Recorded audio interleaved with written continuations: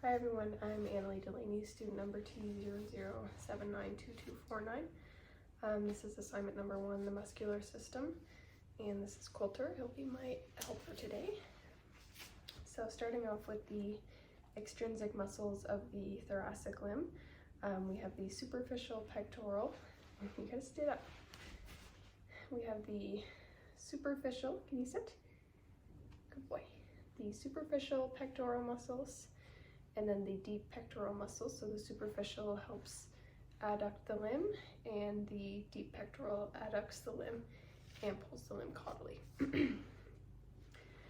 And then we have the brachiocephalicus group of muscles. So we have the cleidiobrachialis, which is in this area here, and then the cleidocephalicus, which extends up to the head. And those two groups that group of muscle helps pull the limb forward and extend the shoulder. And then the trapezius muscle, so that muscle is in this area here, and that helps to elevate and abduct the limb. And then the rhomboideus muscle is in that same area. It's deeper below the trapezius muscle, and that also helps elevate the forelimb. And then the latissimus dorsi, so that's kind of back in this area here. So that helps draw the limb caudally and flex that shoulder joint. And then the serratus ventralis is also back in this area here, kind of deep in there, and that helps to support the trunk of the body. And then the muscles of the head and neck, we have the sternocephalicus muscle. So that is on either side of the neck here, and that what makes up that trochlear groove, and those muscles help draw the head side to side. So next we're going to do the intrinsic muscles of the thoracic limb. So first we're going to locate the prescapular lymph nodes, which are just in front of the scapula. And then the deltoideus muscle, they come down in this area here, and those help to flex the shoulder. And then the infraspinatus muscle, so that is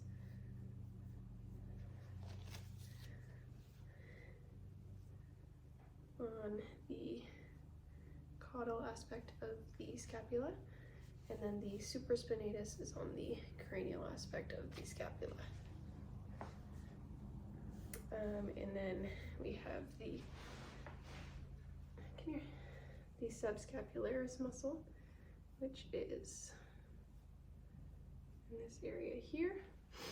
And then next is the, going back, the infraspinatus and the supraspinatus. The infraspinatus helps to flex the shoulder and abduct the limb, and the supraspinatus helps to extend the shoulder. And then the subscapularis helps to adduct the limb and rotate the forearm. And then the teres major, that is kind of back in this area here, or sorry, way up here. It's distracted looking out the window. And that helps to flex the shoulder as well. And then the biceps brachii, that's up in this front area here. That helps to flex the elbow and extend the shoulder. And then the brachialis muscle, that's a little bit further down here. That helps to flex the elbow. And then the triceps brachii, that is along the back here, which is two different sets of muscles. That helps to extend the elbow and flex the shoulder. And then the location of the digital flexors and extensors, so those are all in the carpus area there. So the flexors help to flex the digits and flex the carpus, and the extensors help to extend the carpus and extend the digits. Good boy. So next we have the muscles of the pelvic limb. So first I'm going to locate the popliteal lymph node. And the first muscle is the tensor fasciae latae, and that is up in this area here. So that helps to flex the hip and extend the stifle. And then the gluteal muscles, so those are a group of muscles up in here. There's the middle, the superficial, and then the deep gluteal muscles. So those help to abduct the limb and extend the hip. And then the bicep femoris, so that's the big leg muscle that you typically see. And that also helps to extend the hip, flex the stifle, and extend the tarsus. And then the semitendinous, so I'm going to get him to turn a little bit. So that is on the back side of the leg here, or the caudal aspect of the leg. And that helps to extend the hip, flex the stifle, and extend the tarsus.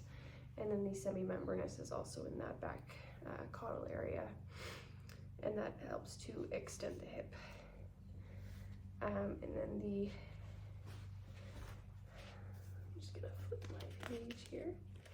The sartorius muscle is on the front end of the leg here, and that helps to flex the hip and extend the stifle.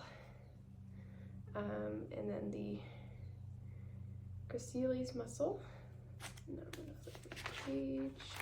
So the gracilis muscle is back here, and that helps to adduct the limb, flex the stifle, and extend the hip and the hock. And then the pectinus muscle, so that is kind of up in this area here, and that helps to adduct the limb. And then the quadriceps femoris, that's also up in this area here, and that helps to extend the stifle and flex the hip. And then the gastrocnemius muscle, that is back here. So that helps to extend the tarsus and flex the stifle. And then the location of the digital flexors and extensors, so those are all found in the tarsus here. So the flexors help to flex the tarsus and flex the digits, and then the extensors help to extend it and to extend the digits.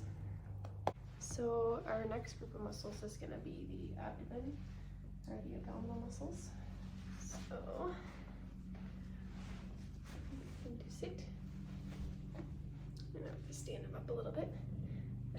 So the first muscle is the external and the internal abdominal oblique. So those muscles kind of come and meet this way, and where the external muscles meet, that is where the linea alba is where you do your abdominal incision. And those muscles help to flex the ventral column. And then the rectus abdominis muscle, so that's a strap leg muscle that runs this direction, and that helps with core stability. Okay, and the last group of muscles is the muscles of respiration in the vertebral column. So, hang on. Last one, buddy. Come here.